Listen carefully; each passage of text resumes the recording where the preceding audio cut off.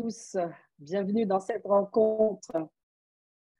Dans cette rencontre qu'organise le Rotary Club Alger Espérance avec le grand écrivain algérien de renommée internationale Yasmina Khadra. Bonsoir. Bonsoir.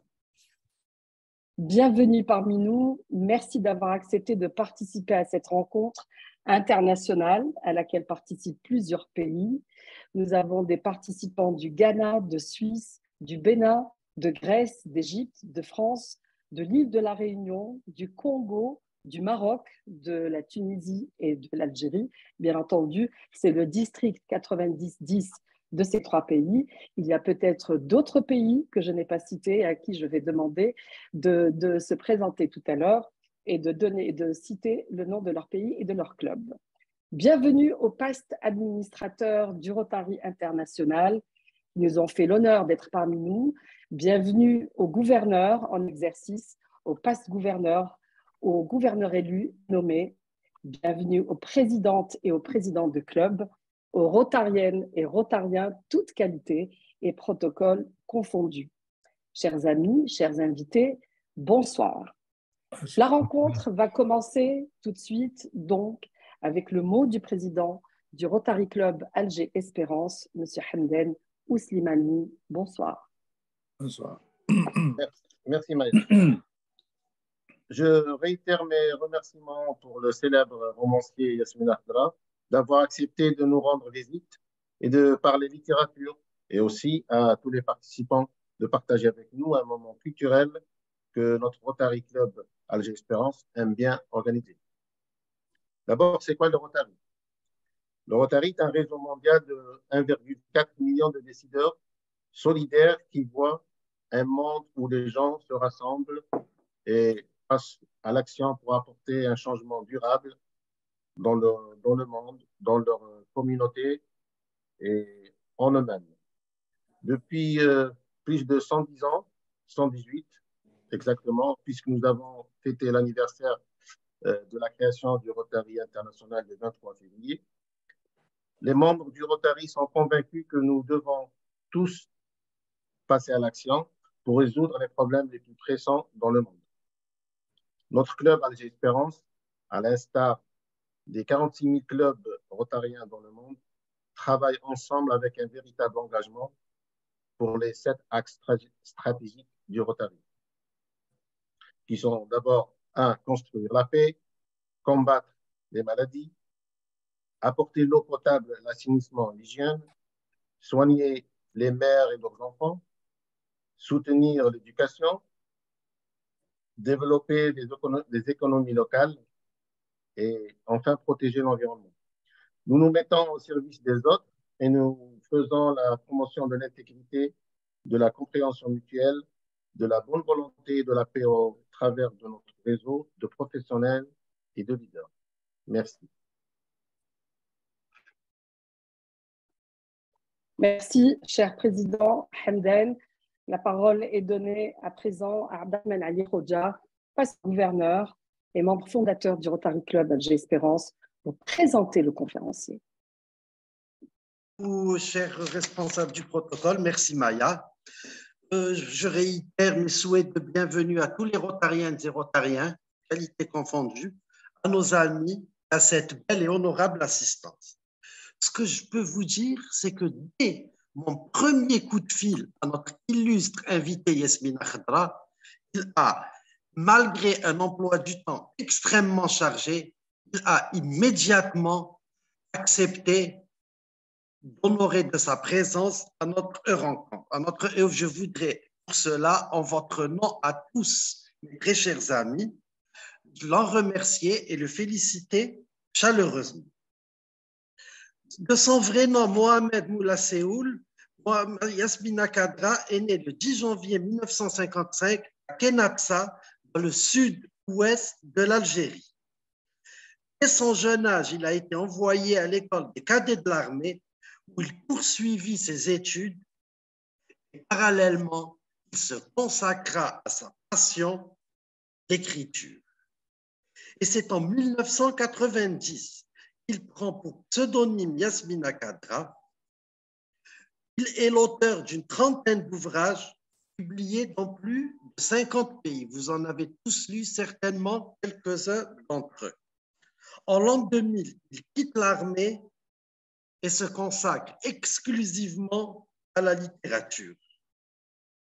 Yasmina Khadra aborde dans certaines de ses œuvres les différents conflits et les divergences du monde occidental ou dans les conflits du Moyen-Orient, comme dans les hirondelles de Kaboul, l'attentat ou encore les sirènes de Bagdad.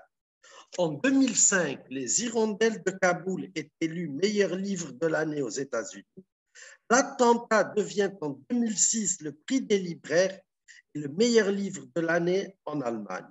En 2008, Ce que le jour doit à la nuit est élu meilleur livre de l'année en France et remporte le prix Roman France Télévision.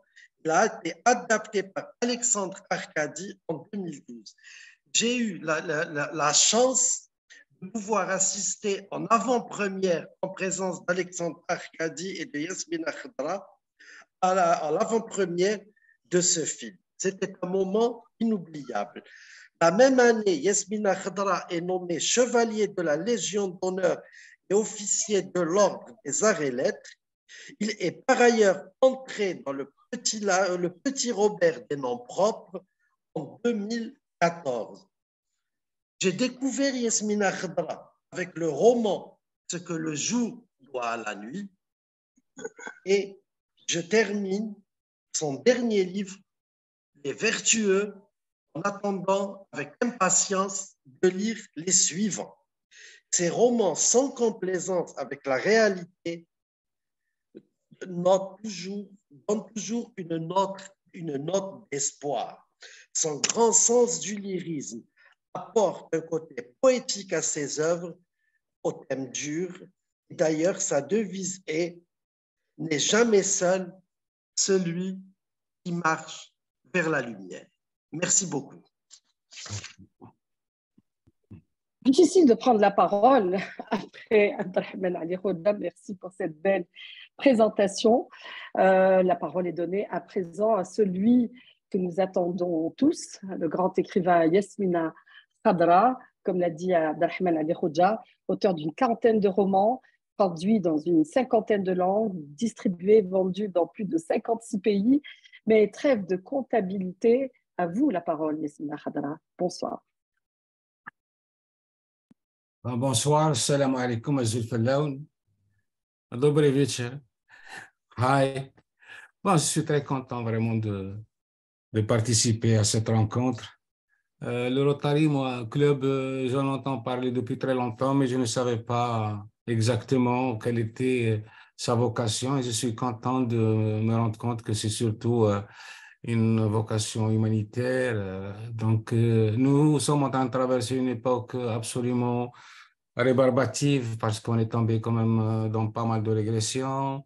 Il y a le malentendu qui est devenu tentaculaire, il y a de temps en temps des stigmatisations, du racisme qui se trouve d'un seul coup du talent, et puis le malentendu qui s'aggrave un peu partout, les ponts entre les peuples qui sont en train de s'effondrer, mais heureusement qu'il y a toujours cette attention, l'attention des braves, l'attention des gens qui ont compris qu'on ne vit qu'une seule fois, que la plus belle façon de vivre pleinement sa vie, c'est de savoir aimer de chaque religion un saint et de chaque folklore un chant. Ça a été toujours ma devise. Donc, quand il s'agit de participer à élargir un petit peu l'audience d'une parole qui vise surtout à ce que les gens recouvrent un peu leur libre arbitre et qui vise surtout à ce que l'humain redevient le centre de toute chose, ben, je ne peux qu'accepter. Moi-même, je suis engagé dans cette voie. Tout ce que j'écris, c'est d'essayer de prouver que nous sommes capables de nous entendre et là où il y a le malheur, on pourrait aussi trouver des espèces de solutions à tout. Parce que l'homme crée, enfin quand je dis l'homme, c'est avec H majuscule, je parle de l'être humain, femme et homme, ben, c'est lui qui crée ses propres problèmes et c'est à lui de les résoudre. Donc s'il est capable de creuser autant de trappes sur son chemin, il peut aussi les combler grâce à son à sa sobriété et à son intelligence. Donc, moi, je suis ravi d'être ce soir avec vous et j'espère qu'on va passer un bon moment. I'm happy to be with you this evening, and I hope we have Certainement, a good Yasmina time. Khadra, Certainly, merci Yasmina encore une Khadra, fois. you're Alors, welcome. Les Vertueux, c'est votre dernier roman, This is your last, sorti aux éditions, novel oui, sorti aux éditions Mial et that was Barreau en published France by et aux Nalé éditions Barreau Editions in Casbah en France. Algérie. Il a déjà fait son petit bonhomme de chemin ou un grand chemin. He has Quelle est begun l'actualité des Vertueux? waves Avant de donner already. la parole aux participants pour échanger avec vous, poser des questions, You can discuss with comme le you and prévoit ask la questions rencontre.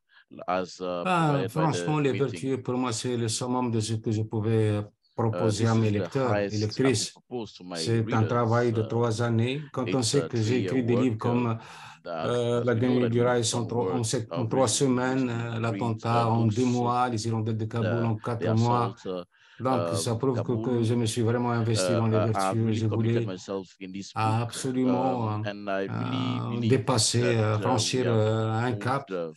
D'autant plus que beyond ce a livre certain a une stage. valeur We have, sentimentale because this extraordinaire. book has a sentimental Et il est value, traversé par, high par l'âme de ma mère. level, C'est because ma mère it qui, talks d'un seul about coup, a provoqué ce déclic pour it's que thinking of j'écrive my ce mom livre. that led me to Et write pourtant, this ça a book. été comme un agent dormant dans mon esprit. C'est en 2008, il y avait un Algérien qui se battait There was pour an que Algerian la that was France fighting reconnaisse so that le France sacrifice des tirailleurs recognizes, algériens. acknowledges Et il the était venu me voir pour que je sacrifice fasse la of préface d'une bande dessinée. Algerian soldiers Et in the après war. cette And préface, I il was m'a supposed demandé to d'écrire quelque chose prepare autour de cette content vaillance qui a for a été cartoon, complètement a comics. oubliée par And it was l'histoire totally et que forgotten. la It was gloire totally refuse de forgotten regarder en face, by mais j'étais pas history. prêt à And l'époque. now Donc, mais I c'est believe resté, that cette suggestion est restée dans ma this tête suggestion remained in jusqu'il my y mind a 4 ans, because lorsque d'un seul coup, ma mère, 4 qui years m'avait jamais ago, parlé des my tirailleurs, mom who never a told me commencé à about raconter un peu those soldiers that l'histoire de ses were enrolled grands-oncles à in the elle, war. qui étaient partis And faire she la talked about Première her Guerre mondiale uncles who et dont went to fight certains for the ne sont First World jamais War. revenus. Some of them never Eh came back. ben,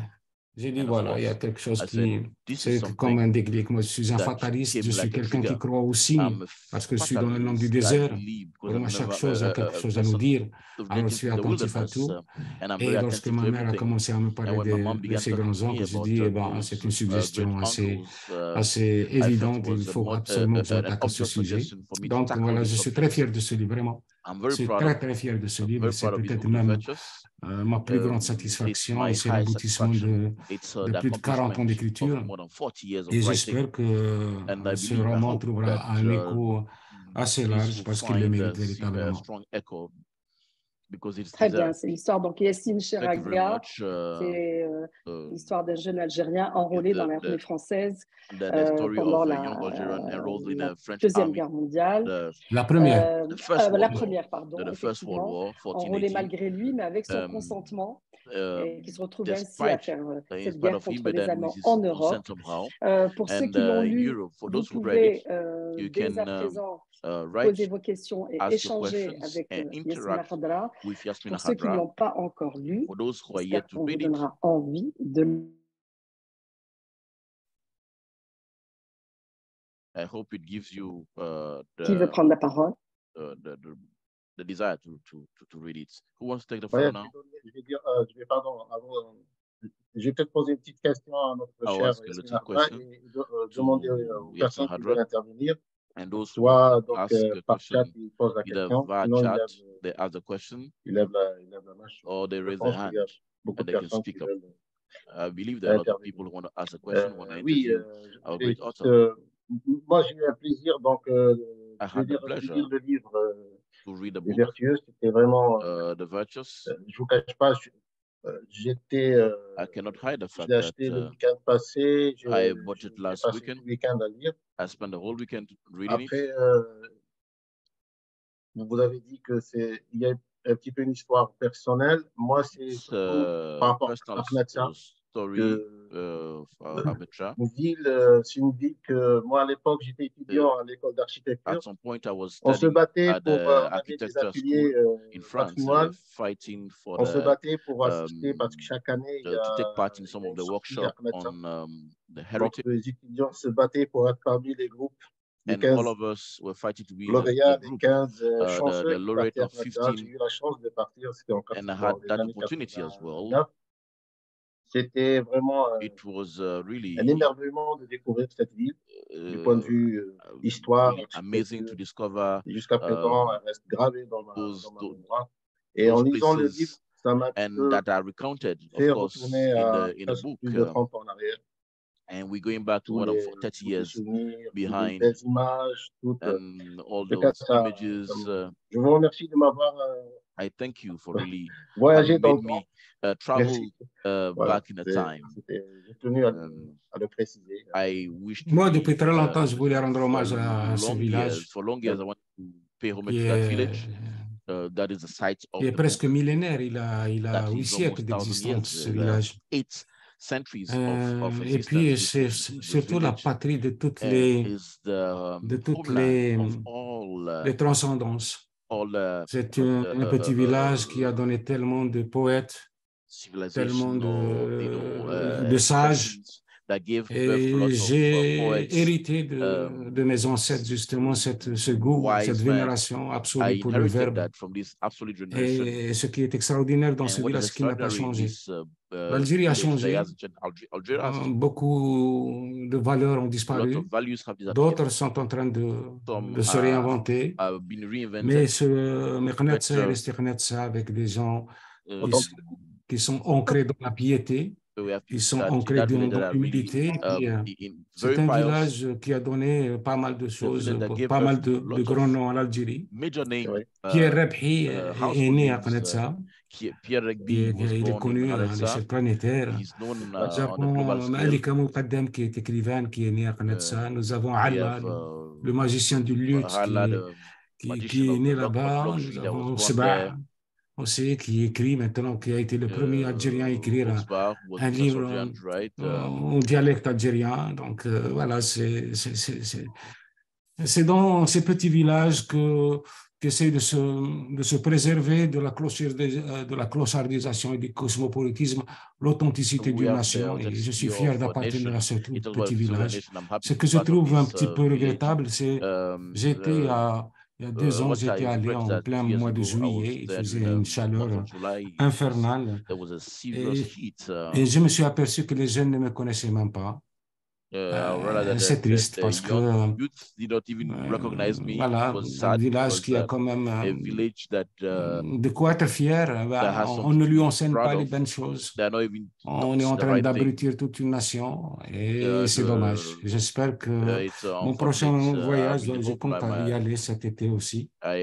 J'essaierai de toucher surtout les jeunes. Je suis un peu triste de pouvoir intervenir dans tous les lycées du monde. J'ai fait pratiquement comme moi, je suis intervenu dans les écoles, les universités et les lycées d'une trentaine de pays. Alors, je voudrais aussi que nos enfants à nous, nos enfants d'Algérie, puissent aussi accéder à cette fierté de disposer d'artistes, d'athlètes, d'écrivains, de dramaturges, enfin, des gens qui font véritablement la nation. Parce que la nation, elle ne peut pas forcer avec les politiques, elle ne peut avancer qu'avec les mythes. Et les mythes, ce sont les artistes, ce sont tous ceux qui ont réussi en dehors de la politique. Inventors who have succeeded outside beyond politics. Oui, qui voudrait intervenir? Oui. I would like to come in. Bonjour, monsieur. Good morning, Mr. Yasmina. Moi, ce qui me touche dans votre livre, c'est la description de la misère. La misère. Allô, mais je ne vois pas. Oui. Je demande à ceux qui ne l'ont pas fait d'éteindre leur micro, for those who don't have their mic, who are not off their mic. Et moi, j'ai le micro comme ça. Ah oui, parce que... non, mais pourquoi? Attends. Non, c'est bon, Lilia. Vas-y, c'est bon. C'était pas pour toi. Vas-y. Ah ben, parce que le micro, c'est fermé. Et là, il n'est pas fermé? Non, on vous écoute, on vous écoute. We are listening to you now. Yasmina Khanos, c'est la misère que...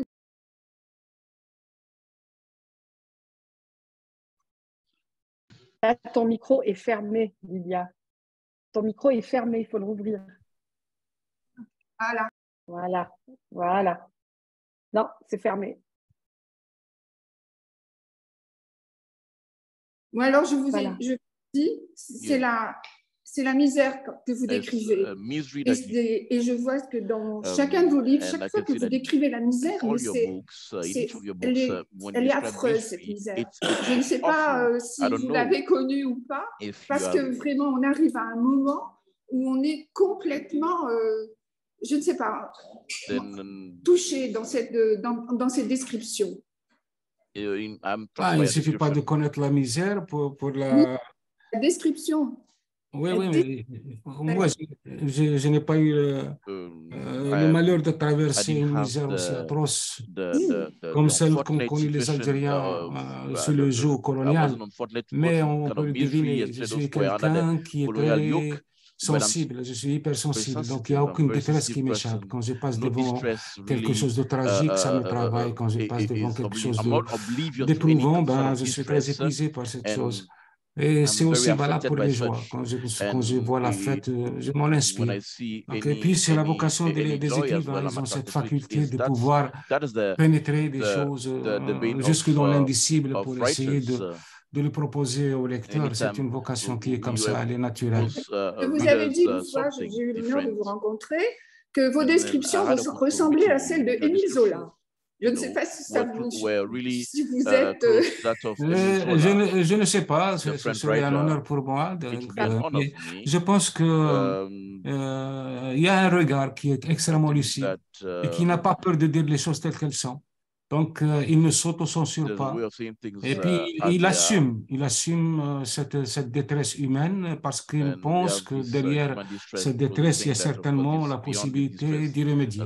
Donc, il y a cet espoir qui le pousse à dénoncer l'atroce dans l'espoir de voir l'humanité, cette fibre humaine faire réagir les responsables ou les gens de bonne volonté. Je pense que ce sont les écrivains et les poètes qui ont amené beaucoup de gens à s'inscrire dans l'humanitaire, par exemple.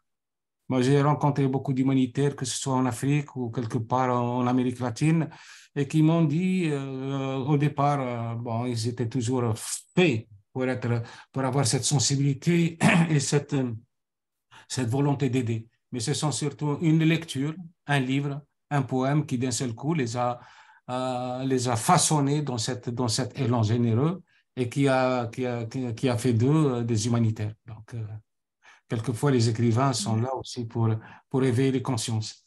Et je voulais aussi vous informer que la mine de charbon de Kounatsar allait peut-être reprendre. Oui, mais est-ce que c'est une bonne solution? Je ne sais pas. Si on a prévu toutes les précautions possibles, oui, ce serait une bonne chose. Mais voir des gens aller au fin fond de l'enfer, ramener des maladies, comme il y a beaucoup d'Algériens qui sont morts à cause justement des émanations, des exhalaisons souterraines, et ils sont morts d'une maladie atroce qui a provoqué chez eux une détresse respiratoire et puis par la suite qui a presque cimenté leurs poumons. Et moi, j'ai préféré éviter ce genre d'aventure où l'être humain est surtout en danger. L'Algérie a tellement de richesses.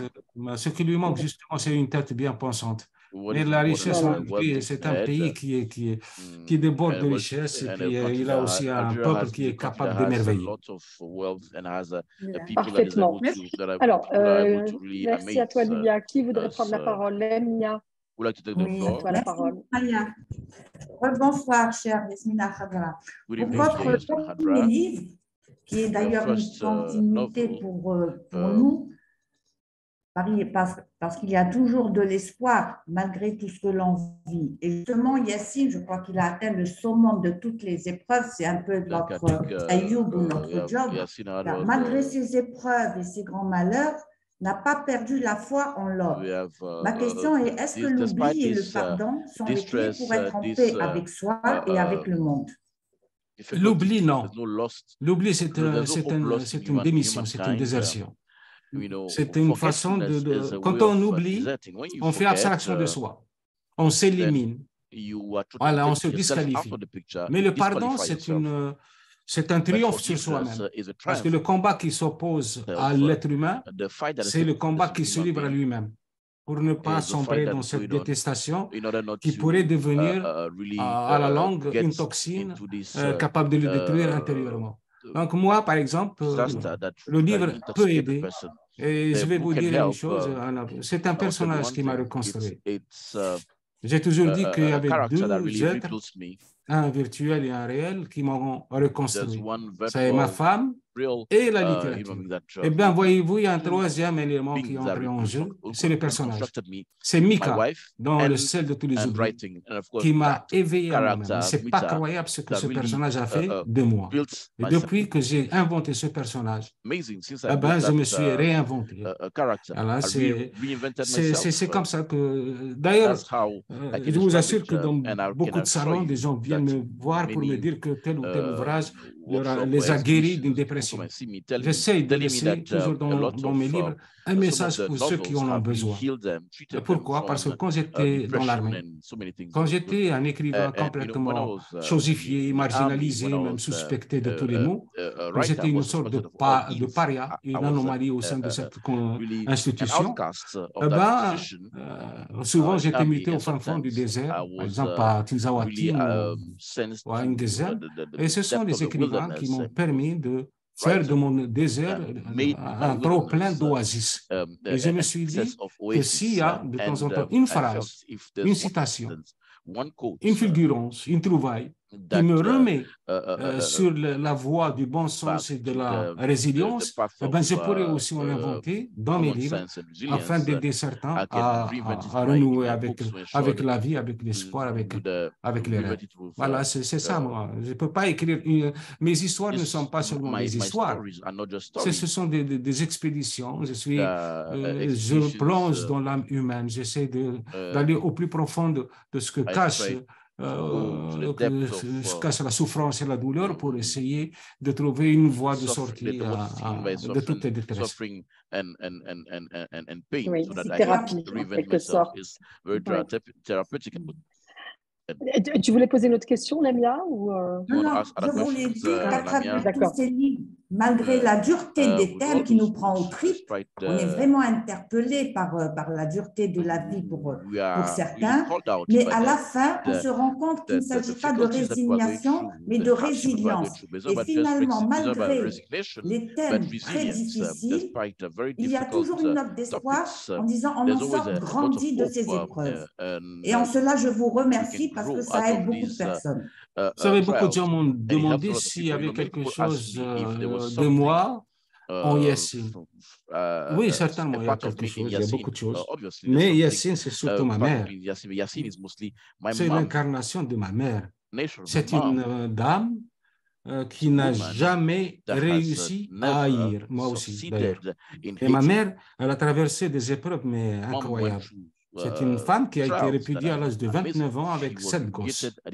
Elle vivait dans un beau quartier, dans une villa, et s'est retrouvée au fin fond d'un quartier interlope où tous les soirs il y avait des bagarres, des bagarres au couteau, il y avait des hurlements d'ivrogne, et une femme toute seule avec 7 gosses. Elle était vraiment une cible facile pour tous les prédateurs. Et pourtant, elle a réussi à couver ses enfants et elle a fait de nous ce que nous sommes aujourd'hui. Donc, cette mère, elle a été une leçon de vie pour moi. D'ailleurs, c'est par la souffrance de ma mère que j'ai appris à respecter outrageusement, je dis bien outrageusement, la femme. Parce que quelquefois, malgré tous les défauts et malgré quelques vilainies, malgré quelques méchancetés, j'arrive quand même à ne pas trop m'attarder sur ce côté-là, sur le côté négatif des choses, pour me focaliser uniquement sur le côté positif. Donc voilà, Yassine, c'est quelqu'un qui a une leçon à nous donner. Est-ce qu'elle est utile pour tout le monde? Je ne pense pas. Mais je trouve que la sagesse, c'est une délivrance. Quand on accède à la sagesse, on se délivre de tout. On se situe au-dessus de tout. On devient une espèce de comète qui va à l'air libre et qu'aucun sortilège, aucune damnation, aucun anathème ne pourrait l'atteindre. Voilà, c'est comme ça. Moi, je pardonne. Je n'ai jamais compris pourquoi d'un seul coup, Pourquoi il y a des gens qui s'acharnent contre moi, qui inventent toutes sortes d'absurdités autour de ma personne? Et je dis, je culpabilise parce que je dis, c'est à cause de moi que ces gens sont malheureux. Et pourtant, je suis fait pour que les gens se régalent à travers mes textes, pour qu'ils voyagent, pour qu'ils s'instruisent, pour qu'ils s'ouvrent au monde. Mais c'est comme ça. Moi, je pense que le pardon, ce n'est pas une reddition. Ce n'est pas un abandon, ce n'est pas un refus d'en découdre, c'est tout simplement une manière de passer à autre chose. C'est-à-dire prendre conscience de l'immense étendue que nous propose la vie, même si l'existence elle est tellement fugace, elle est tellement éphémère, mais il y a tellement d'éventails devant nous et c'est à nous de choisir la meilleure façon de vivre. Et je crois que pardonner, c'est dire laisser aux autres le malheur ou le tort qu'ils font et aller vers ce qui nous émerveille. Je suis quelqu'un qui adore s'émerveiller. J'adore la musique, j'adore le cinéma. Pour moi, les dieux sur terre, ce sont les humoristes. Voilà, j'essaie de profiter parce que ma vie n'a pas été facile. Yassine a traversé des épreuves et moi. Et alors, vous imaginez quelqu'un à l'âge de 9 ans arraché à sa famille, à sa mère, pour se retrouver enfermé dans une caserne où il y avait uniquement des orphelins de la guerre. Voilà, c'est terrible, mais j'ai accepté mon destin et j'ai essayé de faire de ces épreuves mes convictions. Je l'ai toujours dit, ce sont les épreuves qui bossent les convictions. Dans la facilité, on se perd, on ne se connaît pas. Mais dans la difficulté, on a un accès direct à soi-même. Très bien. Alors, A60 de Linda, levez la main pour intervenir. Alors, on lui demande de mettre sa vidéo, comme ça qu'on puisse la voir. Déjà. Linda, oui, bonsoir. La vidéo, baissez la main. Bonsoir. On aimerait te voir. Like to see you. Okay. Alors, bien sûr, il faut toujours se présenter. On te voit pas. Linda, je ne sais pas. C'est notre président de commission fondation. It's our foundation committee chairperson in the club. Hélas, non plus. Tu peux c'est pas grave. Merci quand même. J'arrive pas. Voilà, bonsoir. Bonsoir, monsieur Yasmina Khadra. Bonsoir tout le monde. Good evening. J'ai une question à vous poser. I have a question to ask. Je vous ai vu lors d'une émission française sur la 3, il y a quelques semaines de cela, la petite librairie. Et c'est là que j'ai découvert votre livre. Et j'ai une question à poser. Comment se fait-il que je découvre votre ouvrage dans une émission française et par contre, je trouve rien concernant nos médias algériens, ni sur le journal, vous n'avez pas été invité à une émission télévisée ou autre, et je trouve ça décevant. Par contre, je voudrais vous poser la question, est-ce que vous sentez une certaine hostilité de la part de certaines gouvernances de votre pays? Comment expliquez-vous ça? Est-ce que vous trouvez ça normal? Merci. Vous savez, quand j'ai fait une tournée en Algérie quand même. En juillet, j'ai fait Oran, Alger, Tizi Ouzou, et c'était des milliers de gens qui étaient venus à ma rencontre. Pour votre dernier ouvrage, je parle. Oui. De votre... Non, c'était pour la promotion de Liberté, c'est en juillet dernier, en juillet 2022. C'était magique, vraiment, c'est du jamais vu. Et les gens se battaient pour accéder à la salle. Et ça prouve que quand même le livre est en train de reprendre la place qui lui revient au sein de la société algérienne. Maintenant, vous savez, le problème en Algérie, c'est qu'on n'essaie pas de s'attarder sur le talent, sur l'exploit, la prouesse. On est toujours dans une sorte de déni de l'autre. On refuse d'admettre qu'un Algérien puisse avoir une telle audience, surtout si cet Algérien ne fait pas partie d'un lobby ou d'un groupe. Moi, je suis un homme du Sahara. J'ai vécu dans l'armée, donc je n'avais pas de contact avec les intellectuels algériens. Et puis, j'ai fait une télé, c'était le Hayat, mais c'était une façon de créer la polémique. Je suis désolé pour ces gens-là, parce qu'on ne peut pas, je l'ai toujours dit, on n'exige pas d'un dépotoir de sentir la rose. Un dépotoir, il est fait pour empester, pour exhaler des choses immondes. Voilà. Donc, c'est une question de mentalité. Tout ce que je sais, c'est qu'en Algérie, on me lit beaucoup, on me soutient et on m'aime. Ça, c'est très important. J'ai fait une petite tournée en Tunisie, c'est pour voir le paradoxe quand même. J'ai fait 5 télévisions en Tunisie. J'ai fait 4 villes, Tunis, Sousse, Sfax et Djerba. C'était merveilleux, c'était incroyable. Il y avait à Sfax, il y a eu plus de 1000 personnes à Maroc. Donc, les gens ne sont pas stupides. Les gens ont besoin de renouer avec tout ce qui pourrait leur faire plaisir. Et ils ont trouvé dans le livre quelque chose qui était en mesure de combler un petit peu ou de meubler un peu leur solitude. Moi, je ne vais pas m'attarder sur ça. Sincèrement, en Algérie, il y a des gens qui m'aiment, il y en a d'autres qui me détestent, mais pour les mêmes raisons. Et c'est ça ce qui est extraordinaire. On vous aime ou on vous déteste pour les mêmes raisons. On vous aime pour votre talent et on vous déteste pour votre talent. Et ça, c'est chacun choisit l'univers qui lui convient. Voilà, le plus important, c'est de pouvoir continuer d'écrire et de s'améliorer. Et c'est ce que je fais de livre en livre. Donc, voilà, je sais pas, moi, en Algérie, c'est un peu bizarre. Ça a toujours été bizarre, mais les Algériens ne sont pas dupes. J'étais il y a quelques jours à la CAF, la communauté des Algériens en France, et on voit très bien qu'ils sont fiers, ils sont très heureux. Et maintenant, il y a quelques intellectuels dans le journalisme qui sont dans les réseaux et qui voient surtout la France. Quand la France essaie de marginaliser quelqu'un, tout le monde s'y met, mais moi, je n'ai pas besoin d'être... Moi, je me suis imposé par moi-même et je continue de m'imposer par moi-même parce que le monde a besoin de talent et le monde a besoin de s'émerveiller et c'est tout. Le reste... Eh bien, continuez à vous imposer. Et on va continuer à vous aimer. Moi aussi, je vous aime. Moi aussi, je vous aime. Merci. C'est moi. Alors, je sais que tout à l'heure, Michel du Rotary Club Alger, avant le début de la rencontre, avait dit qu'elle voulait intervenir justement, puisque tu as lu le livre. Michel, je te donne la parole. Oui, merci Maya. Déjà, moi, je voulais dire toute mon admiration pour notre superbe conférencier que je lis depuis, en fait, ma venue en Algérie en 2006. Et je voulais aussi le remercier dans la mesure où, lorsque je suis arrivé en Algérie, je ne connaissais pas du tout l'Algérie, je ne connaissais pas d'Algérien du tout. Et il m'a permis de comprendre beaucoup de choses et ça m'a été très, très utile. Concernant les événements des années noires, je ne savais rien. J'interrogeais un petit peu les personnes parce que il y avait encore une petite chape de plomb, puisqu'en fait, la première fois que je suis venu, c'était en 2000. Et vraiment, ça a été quelque chose de très, très important pour moi, la lecture de vos livres, monsieur.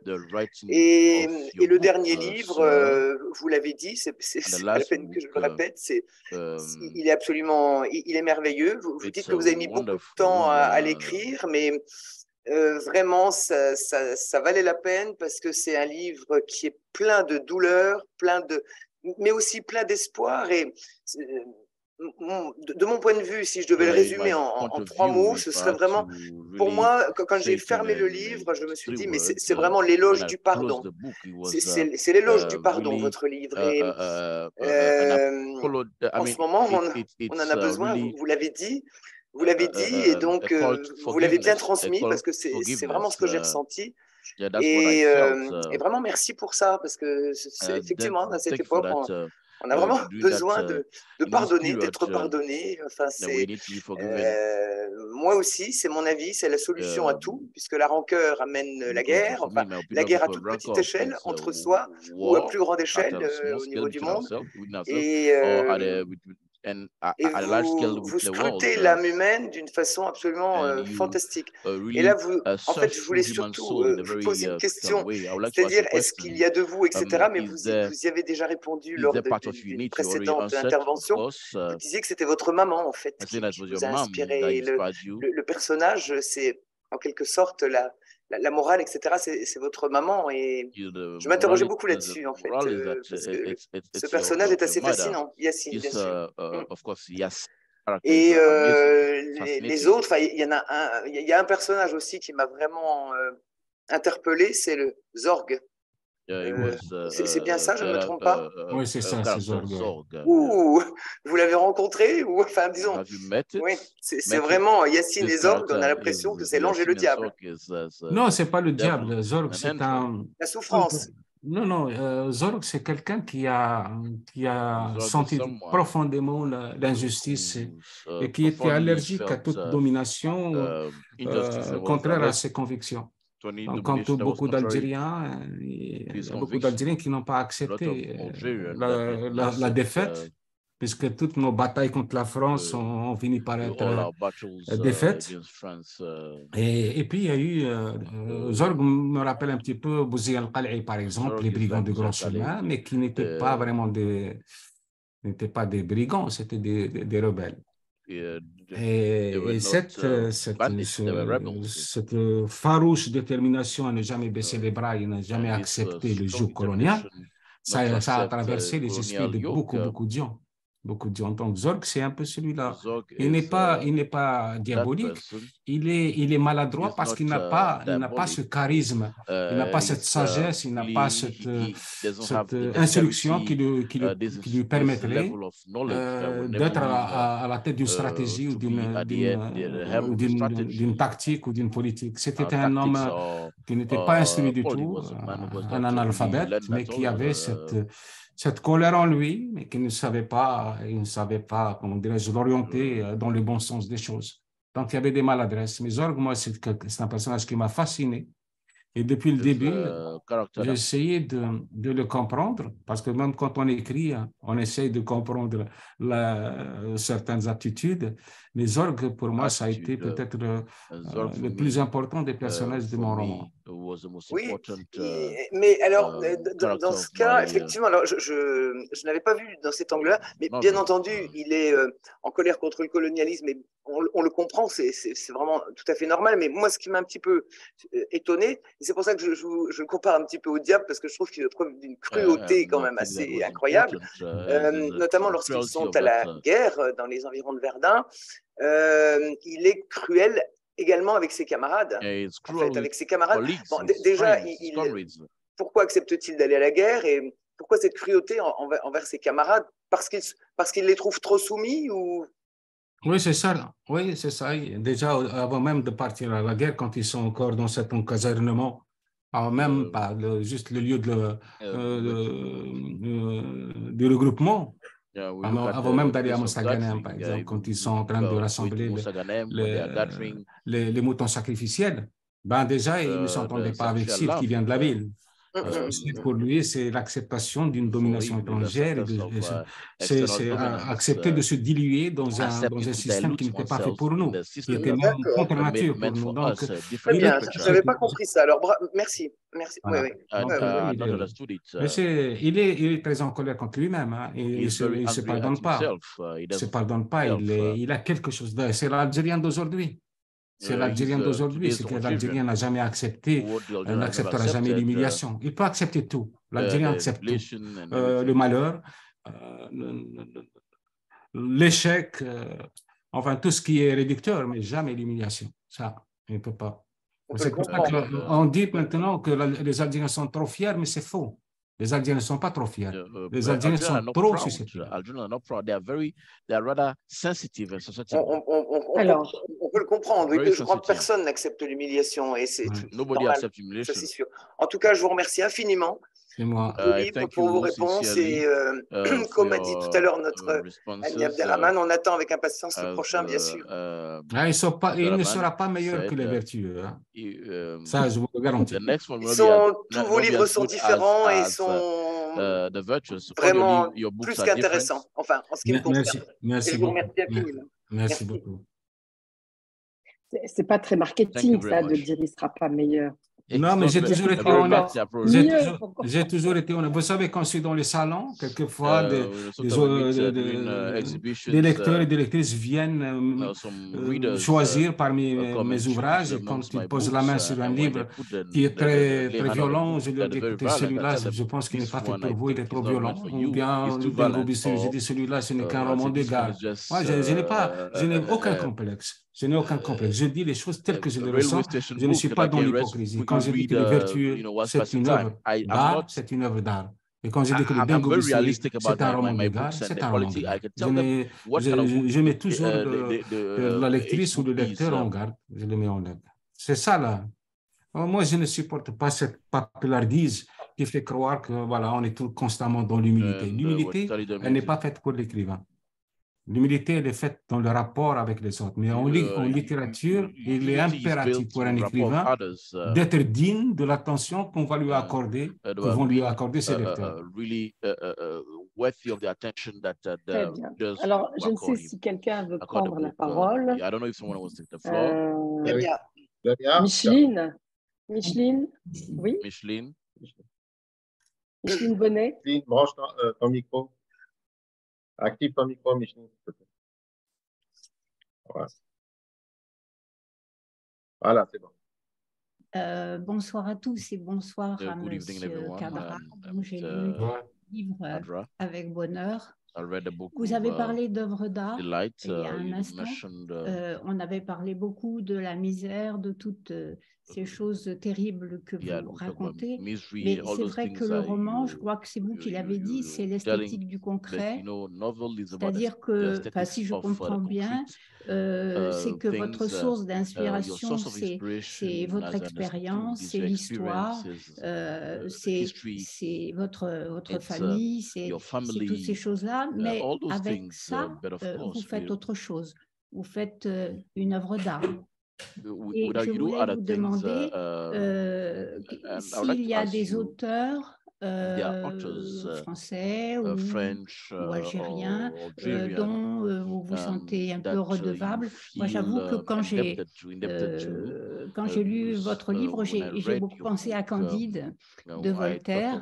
Je me suis dit, ce personnage, il lui arrive tous les malheurs du monde, un peu comme à Candide, et c'est aussi passionnant que le Candide de Voltaire, que cette sorte de conte philosophique que oui, je pense qu'on peut dire philosophique que vous nous livrez à travers cette œuvre. Mais c'est un petit peu le parcours de tous les innocents.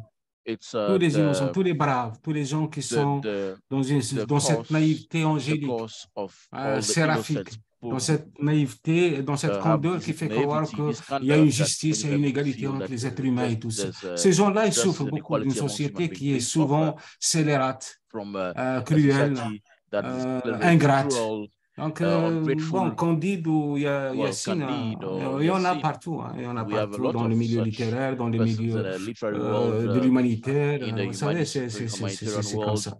Mais ce que je voulais à travers ce livre, c'est surtout prouver qu'on se doit, c'est notre devoir de ne jamais céder à l'animosité, de ne jamais se laisser se décomposer dans l'aversion. La haine, c'est le pire ennemi qu'un être humain puisse accueillir en lui. Quand elle s'ancre en vous, elle prend possession de tous vos repères, de toute votre connaissance. Et elle oriente votre regard uniquement vers ce qui est décevant, ce qui va encore vous détruire. La haine nous détruit à notre insu. Regardez, par exemple, vous détestez quelqu'un, toutes ces joies sont des peines pour vous. Quand vous détestez quelqu'un, toutes ces joies sont des peines pour vous. Alors, à quoi ça sert de s'abîmer? Et puis, pour revenir un peu à la question, oui, bien sûr, il y a beaucoup d'écrivains qui m'ont fasciné. Ce sont les écrivains qui m'ont convaincu que c'était bien d'écrire. Parce que j'étais émerveillé par des auteurs qui jusqu'à aujourd'hui, sont restés mes compagnons de tous les jours. Dans mon lit, il y a toujours mon épouse, mais il y a aussi un livre. Voilà, c'est magique. C'est quelqu'un qui ne nous dérange pas du tout, le livre. Il ne nous dérange pas. il ne dit rien, il ne crie pas, il n'a pas besoin de manger, il n'a pas besoin de nous faire souffrir ou de nous réveiller à 5 heures du matin pour qu'on l'emmène chez le vétérinaire. Le livre, il est là, il ne demande rien. Et puis, il suffit de le consulter pour d'un seul coup, il nous offre tout ce qu'il peut. C'est magique. Donc, il y a des écrivains comme, par exemple, en Algérie, il y a Melk Haddad. Melk Haddad, c'est quelqu'un qui m'a, dès les premières phrases, j'ai compris que c'était mon auteur préféré, Melk Haddad. Pour les Français, j'aime beaucoup Giono, surtout Giono de Regain, enfin de ces petits livres, Colline et tout, il a un style enchanteur. C'est quelqu'un qui, à partir d'une petite phrase, il vous décrit, il n'a pas besoin de s'étendre sur le sujet. Une petite phrase restitue tout ce qu'il a envie de dire et tous les univers qu'il veut vous proposer. Il y a en Amérique, John Steinbeck, par exemple. Dans Steinbeck, je suis un grand fan de la littérature russe. Moi, j'ai lu pratiquement la majorité des auteurs russes, que ce soit Medvedev ou Kuznetsov ou Simenov ou Tolstoï, Dostoïevski un peu moins, j'aime pas beaucoup cet auteur, il me fatigue, mais j'aime Gogol, j'aime Pouchkine, c'est merveilleux, c'est magique. La littérature, c'est quelque chose de... C'est une bénédiction. La littérature, c'est une véritable bénédiction. Pour ceux qui savent accéder à la magnificence et la générosité de cette langue. Parce que vous savez, il y a deux façons de lire. Il y a des gens qui entrent dans un livre comme dans un sanctuaire sacré. Et ils entrent d'une manière vierge, c'est-à-dire qu'ils n'ont aucune a priori, aucune idée, ils veulent découvrir. Donc, tout est enchantement pour ces gens-là. Et puis, il y a des lecteurs qui sont vraiment les otages de leur propre frustration, qui entrent dans une œuvre pour chercher la coquille, pour chercher la virgule mal placée, pour chercher la faute de syntaxe. Et ces gens-là, ils perdent leur temps. Et vraiment, ils perdent leur temps. Moi, je suis quelqu'un qui cherche le génie de tout écrivain.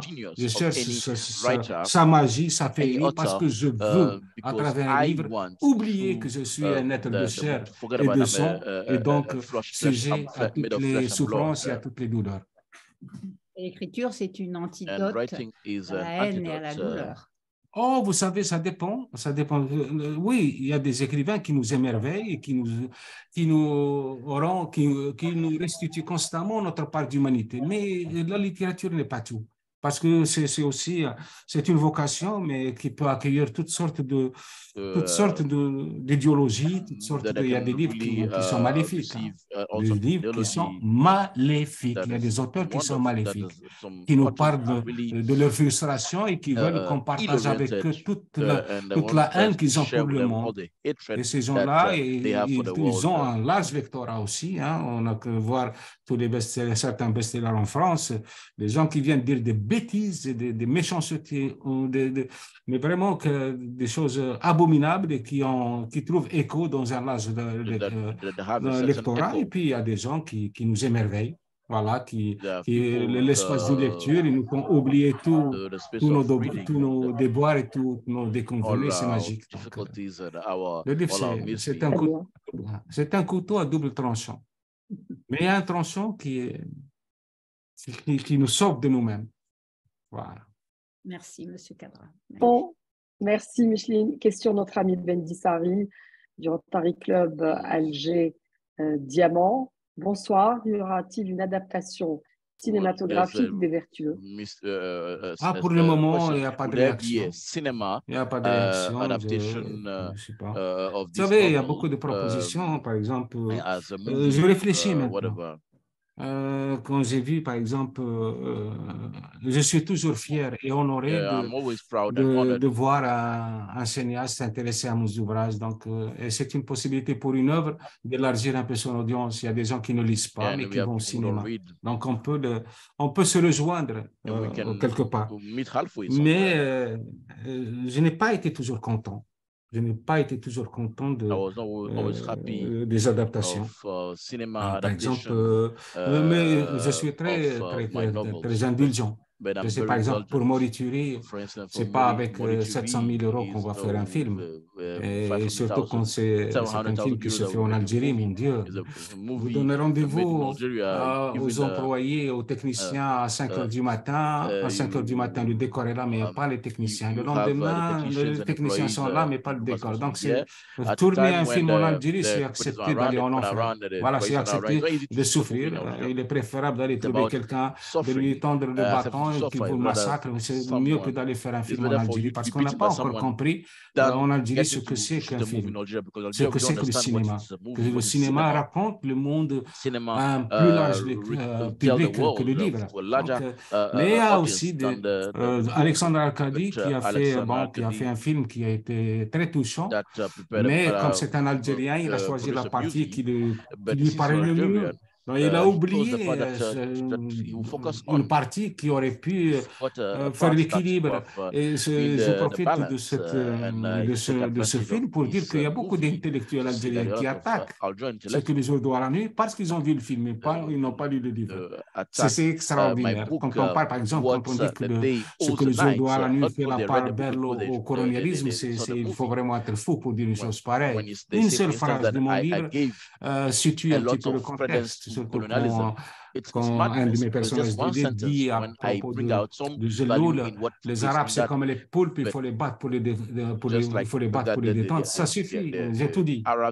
J'ai même pas besoin d'aller. Pourtant, c'est un livre qui parle de Ghislaine Djato, de cette misère atroce qui a été un petit peu le sort d'une grande majorité du peuple algérien. Il y a Les Hirondelles de Kaboul, qui est un film très très bien réussi. Il a fallu 7 ans de travail pour que ce film voit le jour. Mais par exemple, il n'y a pas la fin. Dans le film, il n'y a pas la fin des Hirondelles de Kaboul du livre. Alors que mon livre n'a aucune espèce de valeur s'il n'y a pas cette fin. Vous comprenez? La fin, c'est la fin qui m'a inspiré tout le livre. S'il n'y a pas cette fin, mon livre n'a aucune espèce d'importance. Et dans le film, il n'y a pas cette fin. Voilà, par exemple, il y a des choses comme ça. L'attentat, alors, n'en parlons pas. L'attentat, ça a été... Moi, je me rappelle quand on a fait l'avant-première au cinéma Luxor, à l'inauguration du cinéma Luxor à Barbès, ceux qui avaient lu le livre étaient sortis complètement en colère. Donc, le cinéma, c'est un alia. Donc, aujourd'hui, je fais très attention. J'ai refusé déjà trois adaptations. Les 11 meurtres, nos blessures, Qu'attendent les singes, la démie du Raïs, mais là, je n'ai pas refusé. C'est que le cinéaste qui est un Sri Lankais, il n'a pas réussi à ramasser l'argent nécessaire. Vous savez, Kadhafi, personne ne veut financer Kadhafi. Mais maintenant, on est avec Aquarelle Lelou. On est en négociation pour Aquarelle Lelou. J'espère que ça va aboutir. Mais je fais attention maintenant. Je ne suis plus pressé de voir mes livres adaptés au cinéma d'une manière maladroite ou incomplète. Oui, souvent, on dit qu'une adaptation, un film adapté d'un livre est une autre histoire, est une autre œuvre. Et que souvent, quand on lit un livre et qu'on le retrouve au cinéma, l'on est déçu. Mais en fait, je pense qu'il ne faut pas chercher à retrouver le livre dans le film. Parce que où serait l'intérêt pour le cinéaste? Vous voyez, il doit toujours mettre son grain de sel. Et c'est là où, en général, l'on est déçu. En général, cette série d'adaptations cinématographiques de livres. Donc, je comprends que vous soyez très prudent, mais voilà, on peut le comprendre. Mais les vertueux, quand on le lit, on le voit vraiment dérouler sous nos yeux. On voit les images, on hume les odeurs, on sent la violence de la guerre, la bataille, les sons, le son de la guerre, le bruit de la guerre, des bombes, tout ça, on le voit, on l'entend et on le sent très très bien. Donc, je comprends la question de Ben Bissari, c'est d'accord le film, j'espère qu'on ne sera pas déçus. Alors, qui veut prendre... Non, mais pour revenir un peu... Moi, je respecte l'orientation que donne un réalisateur à un film, parce que c'est un artiste lui aussi, il perçoit les choses à travers ses propres filtres. Il a une manière aussi d'interpréter ce qu'il a lu. Donc, mais il ne faut pas que ce soit très loin du roman, sinon il n'a qu'à faire un autre film. Moi, je vais vous citer des réalisateurs que j'admire beaucoup, ce sont les réalisateurs russes. J'ai vu des films adaptés de romans. Je vous assure que j'ai vu, sur l'écran, je voyais les points d'exclamation et les virgules. Hein. J'ai vu, par exemple, ceux qui combattent pour la patrie de Sholokov. Et ou un autre film comme Le Destin d'un homme, toujours de Sholokov. C'est un écrivain pour qui j'ai une très grande vénération, mais en même temps une très grande détestation. Sholokov, c'était un immense écrivain, mais il était très proche de Staline et il était en train de persécuter les autres écrivains comme Pasternak et tout. Mais quand je le lis, je lui pardonne presque tout. Donc, quand on voit l'adaptation, c'est pas croyable. Et ça ne doit pas dénaturer quand même le roman. C'est ça l'adaptation. Je ne dis pas que, bien sûr, un réalisateur a le droit de mettre un peu son grain de sel, sa manière de voir les choses, mais aller jusqu'à défigurer une œuvre, je ne suis pas d'accord. Alors, je crois qu'Abdelrahman Ali Khoja voulait prendre la parole tout à l'heure. Avant Micheline. Bernard? Oui, pardon. Oui, merci et merci, M. Kadra. Je suis un de vos fervents lecteurs. J'adore tous vos livres. Une question à propos Pour l'amour d'Elena, votre avant-dernier. Est-ce qu'il y a bien sûr un lien sûrement avec votre vie au Mexique il y a 20 ans? C'était un souvenir, c'était quelque chose que vous vouliez évoquer depuis longtemps, ou est-ce que c'est tout à fait autre chose, une œuvre de fiction? Vous savez, Pour l'amour d'Elena, c'était le premier roman que je voulais écrire en dehors de l'Algérie. C'est le premier roman que je voulais situer en dehors de l'Algérie. Parce que je me posais beaucoup de questions à l'époque. On était au début du 20e, de l'an 2000. Et je me posais la question de savoir si les gens me lisaient parce que j'avais un soupçon de talent ou parce que je racontais le drame de l'Algérie. Est-ce que c'était la tragédie algérienne qui intéressait ou est-ce qu'ils avaient un style que les gens aimaient ce que je faisais? Donc, il était impératif pour moi de sortir de l'Algérie et pour m'attaquer à d'autres sujets. Pour l'amour d'Elena, c'était justement l'histoire que je voulais écrire en premier. Je revenais du Mexique où j'avais rencontré un Indien qui s'appelle Domingo. Donc, il s'appelle Domingo, il est mort depuis des années. Et puis, c'était quelqu'un de tout petit, mais complètement... Il était délabré. C'était une ruine ambulante. Et il travaillait chez un Algérien qui était restaurateur à Mexico. Et un jour, l'Algérien m'a raconté un peu l'histoire de cet homme qui tenait une cantina du côté de Tijuana, qu'il gérait avec sa fille et sa femme. Et un jour, sa fille a disparu. Et quand il a cherché à savoir où elle était passée, il a constaté qu'elle a été engagée dans une... Enfin, qu'elle a été prise en otage par un gang à Tijuana et qui faisait d'elle ce qu'on ne peut pas faire à une fille légalement. Et son père, qui était vraiment un petit paysan de rien du tout, il est allé chercher. Il s'est opposé, il a combattu ce gang qui était un gang terrible dans les années 80. Un gang terrible, vraiment. Et il a réussi quand même à sauver sa fille.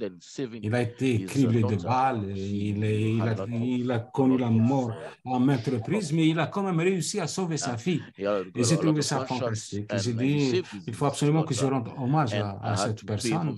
Et j'ai imaginé pour l'amour d'Elena. Mais ce n'est pas du tout la même histoire.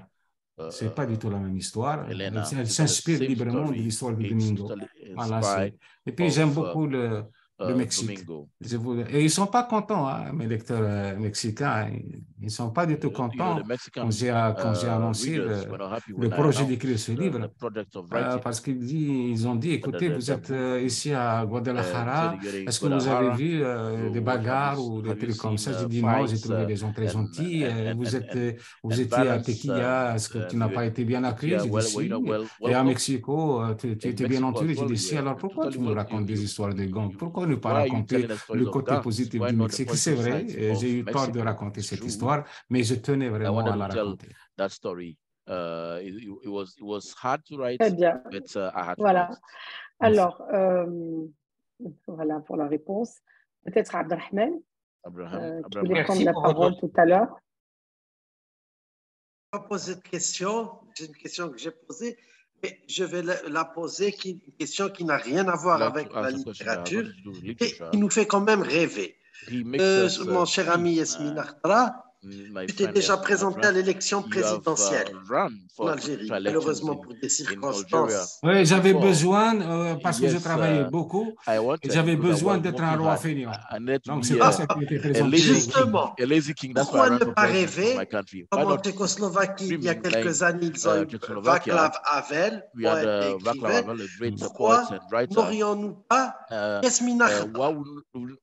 Écoutez, j'ai toujours dit que l'Algérie avait besoin d'un président de moins de 60 ans. J'en ai 68. Donc, il faut que je sois à la hauteur des principes que j'essaie de proposer aux autres. Et puis, sincèrement, on n'est pas encore une nation qui est capable de déceler l'intégrité des gens. On ne sait pas apprécier les gens à leur juste valeur. Il y a trop de frustration, il y a trop de jalousie, il y a trop de... Les gens préfèrent crever de faim plutôt que d'avoir quelqu'un susceptible de les aider. C'est une mentalité absurde, mais elle est notre mentalité. Voilà, c'est tout. Moi, je ne peux pas... Je m'étais présenté en 2014, j'étais jeune, j'avais de l'ambition, j'avais vraiment un projet, un véritable projet pour ce pays, mais on n'en a pas voulu. Voilà, et c'est tout. Maintenant, si les Algériens préfèrent, moi je souhaite de tout mon cœur que mon pays s'en sorte. C'est tout ce qui me... Mon plus grand chagrin, c'est ça. J'ai tout pour être heureux. Vraiment, j'ai tout. J'ai une chance inouïe. J'ai les meilleurs amis du monde. J'ai une famille qui me comble de bonheur. J'ai un lectorat très vaste. J'ai tout pour être heureux. Mais il y a cette fausse note dans ma symphonie, c'est l'Algérie. J'aime tellement voir ce pays s'en sortir et montrer un autre visage.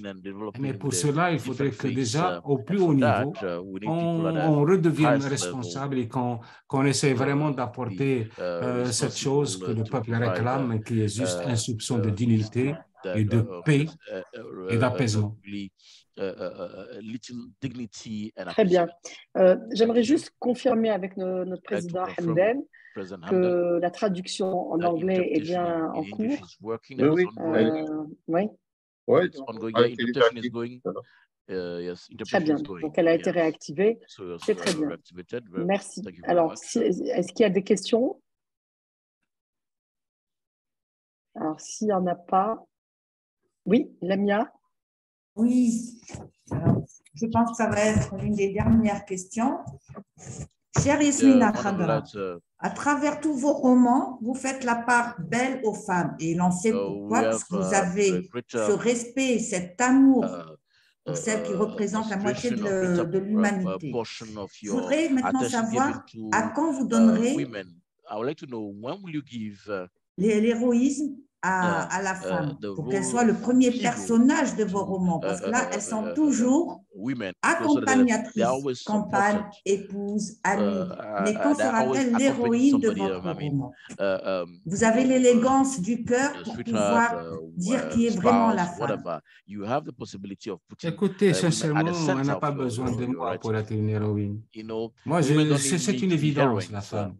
C'est l'homme qui a besoin d'être un héros dans les romans pour essayer d'avoir une visibilité ou d'avoir une aura. Mais la femme, elle est naturellement héroïque. Tout ce qu'elle fait est magique. Moi, j'ai toujours dit que l'essence de toute chose en ce monde, c'est la femme.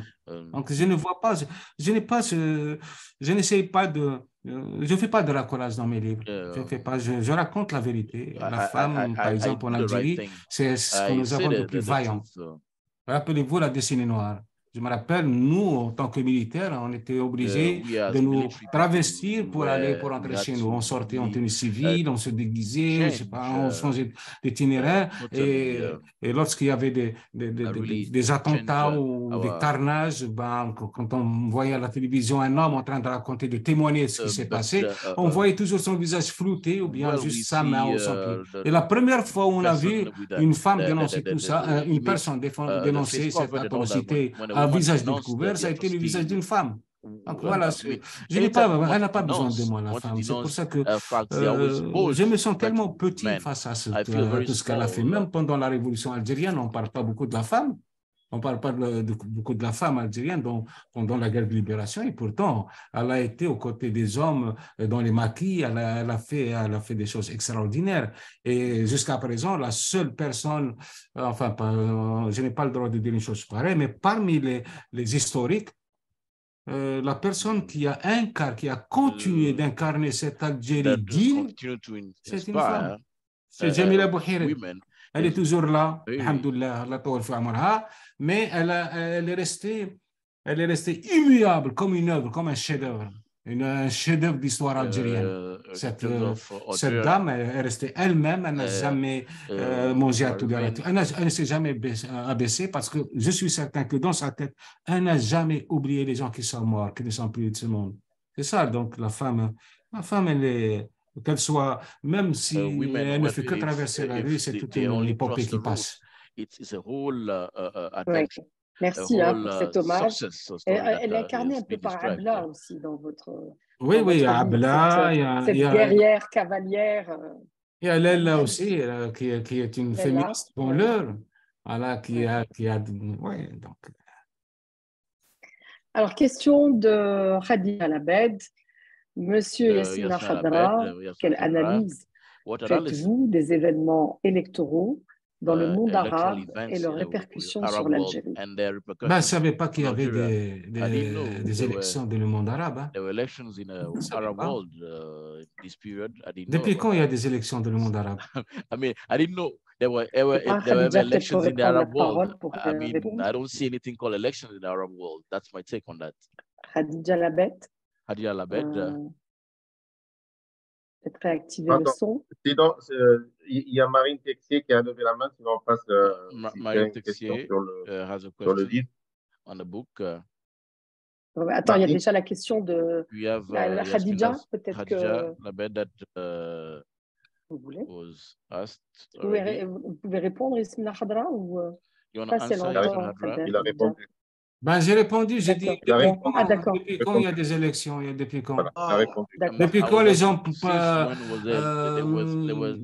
se précipitent sur les urnes massivement et avec un enthousiasme grisant et avec la conviction qu'ils vont avoir la personne qui les réclame à Corée. Donc on est encore très loin, nous. On est encore très loin. On n'a pas encore accédé à la maturité des grandes nations. On n'a pas encore accédé à la démocratie. On ne sait même pas ce que c'est. Donc, moi, on est encore à l'état, vous excusez le terme, nous sommes encore au stade du mois anal. On n'a pas encore, voilà, on est encore des petits enfants qui se cherchent, qui ont besoin de jouer au plus fort, mais qui n'ont aucune force que celle de leur stupidité. Donc voilà, on essaye, peut-être on va attendre un petit peu que les gens comprennent ce que c'est qu'une responsabilité. La responsabilité ou l'autorité ou la souveraineté, c'est une charge, ce n'est pas un privilège. C'est une charge, c'est une mission, ce n'est pas un privilège. Et tant qu'on n'aura pas fait la distinction entre ces deux choses aux antipodes l'une de l'autre, on ne pourra pas dire qu'on a grandi. Très bien. Alors, qui avait levé la main? Merci beaucoup. Merci. Je dois avouer quelque chose. Je vous découvre, cher monsieur, pour la première fois ce soir, grâce à mon ami Abderrahman qui m'a invité à cette réunion. Je suis très touchée par vos propos. Je salue votre volonté de toucher la nouvelle génération et de vouloir ramener les gens aux valeurs qui se perdent malheureusement ces derniers décennies. Nous sommes dans un monde qui part dans tous les sens. Et il y a une chose que vous avez répétée à maintes reprises, vous avez dit qu'on redevienne responsable. Et je crois que le fait de vous écouter, ça comment dirais-je, ça donne beaucoup à réfléchir et que je ne me lasserai pas de vous écouter, je dois avouer. J'ai beaucoup savouré ce moment ce soir et je n'ai qu'une hâte, c'est d'ouvrir un de vos livres. Je m'excuse de ne pas l'avoir fait jusqu'à maintenant, mais je suis très heureuse d'avoir participé. Je vous en remercie. Je vous en prie. Thank you very much. Merci Martine. Thank you, Martine. Bonsoir, Olivier, je peux prendre la parole? Oui. Oui, Olivier. Oui. C'est bon. Bonsoir, Monsieur Radra. Merci beaucoup pour tout ce que vous partagez depuis tout à l'heure. Je fais référence à votre livre qui s'appelle Le baiser à la morsure, pardon, dans lequel vous abordez le conflit entre vos deux vies, votre première vie d'officier et votre vie d'écrivain. Et j'aimerais que vous nous en parliez un peu plus en quoi, tout compte fait, cette première vie a participé à ce que vous êtes aujourd'hui. Merci. D'abord, il n'y a pas de conflit. J'ai écrit dans l'imposture des mots que le commandant Mossoul et l'écrivain Yasmina Khadra ne sont qu'une seule personne, une seule et unique personne. Moi, je n'ai pas de conflit. J'ai été mis dans une école militaire à l'âge de 9 ans, donc mon père avait décidé pour moi, et à cette époque, moi j'étais trop petit pour me révolter ou pour savoir où ce choix allait me conduire. J'ai accepté, mais je vais vous dire une chose qui va peut-être vous étonner, mais l'armée m'a permis d'être aujourd'hui cet homme debout comme un I. C'est l'armée qui m'a permis, c'est toute la difficulté que j'ai traversée dans l'armée, les épreuves que j'ai traversées dans l'armée, qui m'ont permis d'être aujourd'hui un écrivain lucide, malgré tout. Je suis absolument certain qu'il y avait d'autres écrivains qui avaient traversé, en France par exemple, ce que moi je traverse, ils ne tiendraient pas. Ils ne tiendraient pas.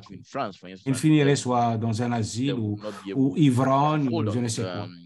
Mais c'est cette volonté d'être moi au milieu d'une uniformité, d'être une singularité dans un ensemble complètement générique qui me permet aujourd'hui de tenir bon.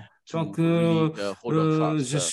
ne regrette rien de ma vie et je dois vous avouer que les plus grandes personnes, les hommes les plus braves, le plus vaillant, le plus éclairé que j'ai rencontré dans ma vie ne sont pas dans le milieu littéraire, ni dans le milieu intellectuel.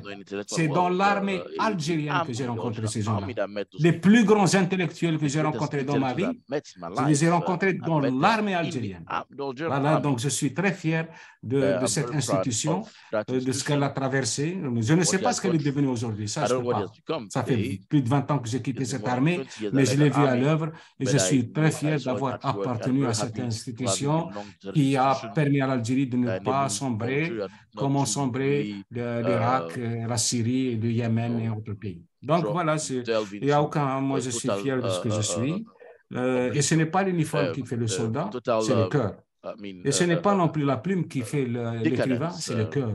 Ce n'est pas les privilèges qui font la souveraineté, mais le cœur. Le cœur, quand il y est, tout va bien. Voilà, je suis un homme de cœur et voilà. Je sais que ça perturbe beaucoup de gens. Peut-être qu'ils n'ont pas l'habitude de voir un militaire écrire, mais je leur dis que les plus grands écrivains du monde ont toujours été des militaires. Ils n'ont qu'à interroger la littérature. Je vous remercie de votre réponse et pour faire un petit clin d'œil, j'ai à peu près un parcours similaire au vôtre, sinon que je ne suis pas écrivain maintenant. En tout cas, ma première partie de vie était similaire à la vôtre et je vous rejoins complètement sur le fait que les gens sont reconnaissables par leur cœur et non pas par les actes. Voilà. Absolument. Donc, je vous remercie, ça me parle beaucoup. Merci. Oui, mais vous savez, c'est très difficile vous savez, les clichés ont la peau dure. Je crois qu'ils ont une peau plus dure que celle d'un rhinocéros. Les clichés, c'est la nourriture de ceux qui ne font pas beaucoup d'efforts pour s'éveiller, pour s'élever. Voilà, c'est quelqu'un qui d'ailleurs, les gens qui jugent, ce sont d'abord leurs premières victimes. On ne peut pas juger les gens tant qu'on ne les connaît pas. Et même quand on les connaît, on ne sait pas ce qu'ils sont au fond d'eux-mêmes. Donc, on n'a pas à juger qui que ce soit. Je sais que ça tarabuste beaucoup de gens. Mais mes lecteurs se fichent royalement de ce que j'ai été en tant que soldat. Ils savent qu'ils ont un écrivain qu'ils apprécient et ils le soutiennent. Moi, mon soutien vient de mon lectorat. Le fait d'avoir été soldat m'a exclu de pas mal de choses. Ça donne prétexte à des gens, vous savez. Ça ne donne pas raison, mais ça donne prétexte à des gens de m'exclure. C'est justement cette exclusion qui a fait ma force. Et pour un petit peu les taquiner, pour un peu les chambrer comme disent les jeunes, de dire que j'ai été exclu parce que je suis unique. Et c'est bien.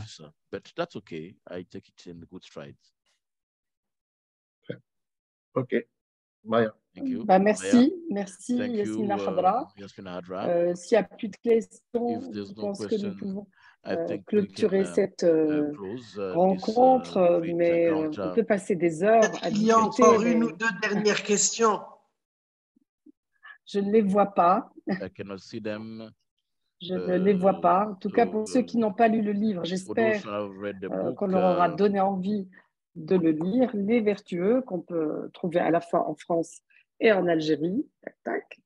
Un livre que vous avez dédié à votre mère, Yasmina Khadra, parce que vous citez en début de livre à ma mère qui ne sait ni lire ni écrire et qui m'a inspiré ce livre. On pense à elle très fort également avec vous ce soir, Yasmina Khadra. Vous savez, ma mère, c'est comme toutes les mères. Ce qu'on demande à une mère, peut-être, c'est ce regard. Un simple regard suffit. Un simple regard d'une mère suffit à nous permettre de renaître. Voilà, c'est nos mères, généralement, je parle de ma génération à moi, 99,99% de nos mères n'étaient pas cultivées, étaient analphabètes, mais elles avaient au fond d'elles-mêmes une sagesse qui éblouirait n'importe quel philosophe aujourd'hui. Nos mères étaient toutes des poétesses. Nos mères étaient tous des philosophes. Parce que c'est la dureté de la vie qui a fait d'elles des repères probants. Moi, j'ai vu dans mes tantes, dans mes grandes-tantes, non pas des femmes, mais des orientations philosophiques, des leçons de vie. Et je me suis toujours inspiré de ces dames. Merci. Merci. La rencontre est terminée. Merci Yasmina Khadra d'avoir été avec nous. Merci à tous les participants, tous les invités. J'espère qu'on se retrouvera une autre fois pour d'autres rencontres aussi intéressantes et passionnantes. Au revoir, bonne soirée. Merci. Merci.